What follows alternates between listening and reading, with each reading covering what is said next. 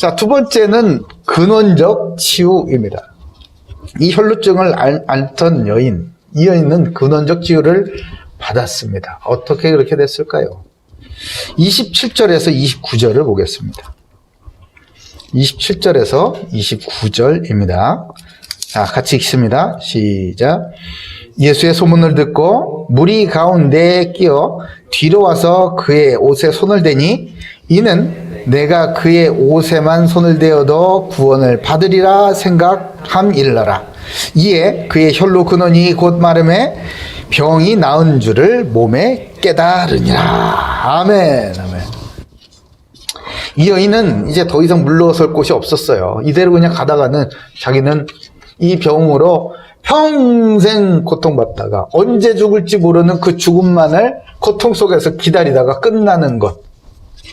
그거 외에 자신의 인생에 변화는 없을 것이라고 확신했어요. 그래서 육체의 질병으로 시작하여 온 삶이 병들어 죽음을 기다리는 것 외에 아무것도 없었음을 드디어 인정하기 시작을 한 거예요. 그런데 어느 날 놀라운 능력을 행하시는 예수님의 소문을 듣게 됐어요. 근데 그 예수님이 바로 오늘 지금 우리 집 앞을 지나신다는 거예요. 어떻겠습니까? 그렇다. 내가 살 수 있는 기회는 지금이다. 지금이다. 어쩌면 지금밖에 없을지도 몰라. 이 여인은 예수님께서 나를 만나주시기만 하면, 아니, 그냥 예수님이 감히 나 같은 자를 만나주시는 거 꿈도 못 꾸고요. 그냥 예수님의 옷자락이라도 이렇게 만지면은 나는 나을 수 있다라는, 내 삶이 변화될 수 있다라는 확신을 가지고 있었습니다. 그녀에게는 다른 옵션 같은 거는 생각할 수 없었어요. 그럴 여유가 없었어요. 오직 예수님의 능력만이 자기를 고칠 수 있는 유일한 방법임을 확실하게 믿었습니다. 절박했죠. 그리고 수많은 인파 속으로 과감하게 끼어 들어갔어요. 여기 본문에 그렇잖아요. 끼어 들어갔다. 끼어다 무리 가운데 끼어 그러죠. 사람이 얼마나 많았으면, 사람이 얼마나 많았으면.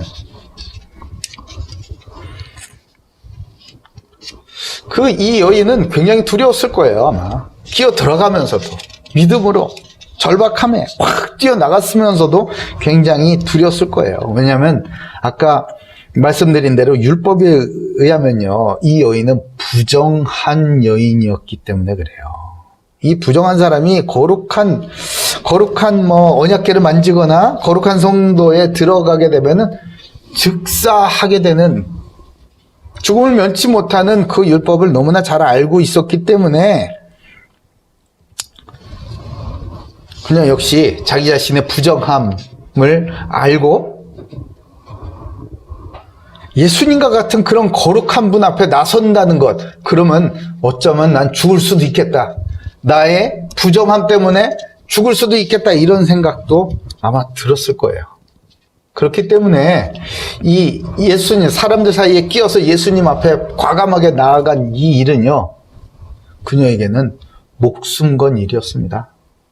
이렇게 죽으나 저렇게 죽으나 예수님 앞으로 나아가기라도 하고 죽자라는 절박한 심정이었을 겁니다.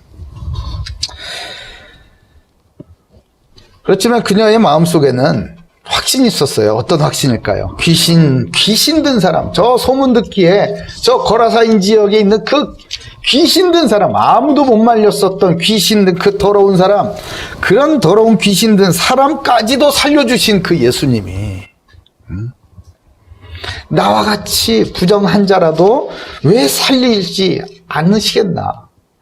나처럼 불쌍한 여자를 왜 살리시지 않으시겠나? 라는 확신으로 나아갔던 겁니다. 그리고 예수님께 용기를 내서 손을 내밀어서 예수님의 옷자락을 겨우 만지게 된 거예요. 그러자 놀라운 일이 벌어졌죠.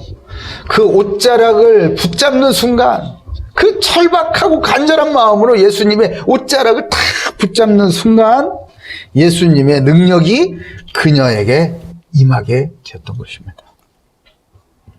이전에 있었던 여러 의사들을 찾아다니면서 전전긍긍하면서 이런저런 세라피를 받아올 때 느꼈었던 그런 잠깐 통증만 가시는 그런 마약 같은 그런 거, 아니면 진통제 같이 그런 느낌들, 그런 게 아니었어요. 자신을 파멸에 이르게 한, 아무리 벗어나고 싶어도 나의 힘으로는 벗어날 수 없었던 그런 혈루증의 근원이 깨끗하게 마르고 치료되었음을 자기의 몸으로 느꼈습니다. 그녀는 확실하게 예수님의 능력, 여호와 라파의 능력을 몸으로 체험하게 되었어요. 여러분한테는 이런 혈루증 앓던 이 여인에게 있었던 문제와 같은 그런 거 없나요, 혹시? 혈루증이 나은 여인처럼 자신을 망가지게 하고 실패하게 하고 변화되지 못하게 만드는 그런 고질적인 문제와 그 올무에서 이제 좀 벗어나고 싶지 않으십니까? 그렇다면 이 여인처럼 하십시오. 왜 우리에게 멘토가 필요하겠습니까? 왜 우리에게 증인이 필요하겠습니까? 공부를 잘하고 싶습니까? 그럼 공부 잘하는 사람을 따라 해보시라고요. 네? 성공하고 싶으세요? 그러면 성공한 사람들을 따라 해보는 그런 거는 상식이지 않습니까? 우리의 신앙도 마찬가지예요. 이런 고질적인 문제, 남들은 모르는 고질적인 문제, 나를 자꾸만 무너지게 만드는 그런 문제에서 이제는 좀 벗어나고 싶다. 그렇다면 이 혈루증을 앓던 여인과 같은 그런 믿음의 행동들을 한번 따라해 보시기를 바랍니다.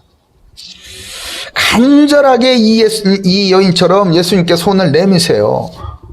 너무나 너는 염치 없이 어떻게 그럴 수 있느냐고. 덜 절박한 거예요, 그러면. 이 여인도 마찬가지였습니다. 염치 없고 부끄럽고 두려워서 차마 예수님의 손 잡는 건 상상도 못했고, 그냥 뒤에서 몰래 옷깃이라도 딱 붙잡은 것처럼 말이에요. 겸손하고 진실되게 주님 앞에 손을 내미시길 바랍니다. 뭐 되면 좋고 아니면 말고 뭐 이런 식의 오만한 태도는 버리세요. 나의 유일한 희망은 오직 예수뿐이라는 거. 이런 절박한 심정으로 예수님이 나를 치료해 주시지 않으면, 예수님이 나를 붙잡아 주시지 않으면 나는 아무런 소망이 없습니다 라는 절박한 심정으로 주님의 이름을 부를 때에 근원을 치유하시는 그리스도의 능력이 저와 여러분에게 임하게 될 것입니다. 잠언 8장 17절에는요, 이런 말씀이 있어요. 나를 사랑하는 자들이 나의 사랑을 입으며 나를 간절히 찾는 자가 나를 만날 것이라. 아멘, 아멘. 간절함이 있어야 된단 말이에요. 간절함이.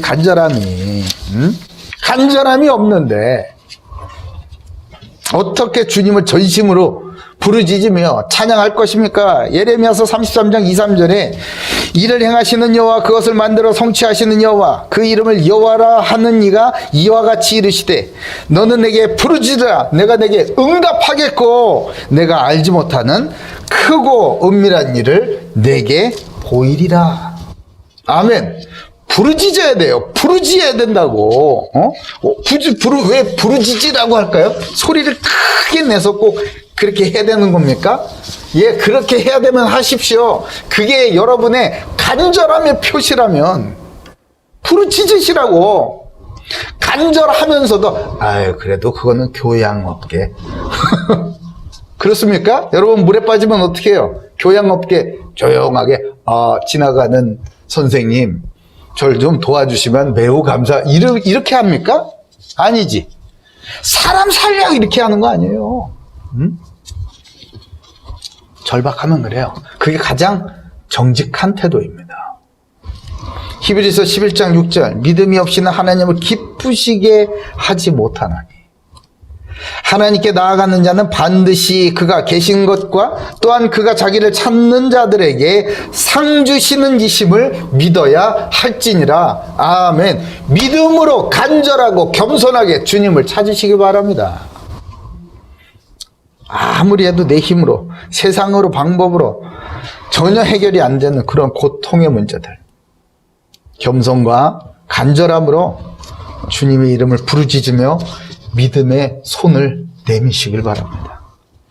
그러면 개인의 삶에, 가정에, 학교에, 직장에, 사업장에, 섬기는 모든 그곳에 기도의 제목마다 오직 예수님의 능력으로 근원적 치유를 받는 큰 상이 있을 것을 여러분 믿으시길 바랍니다.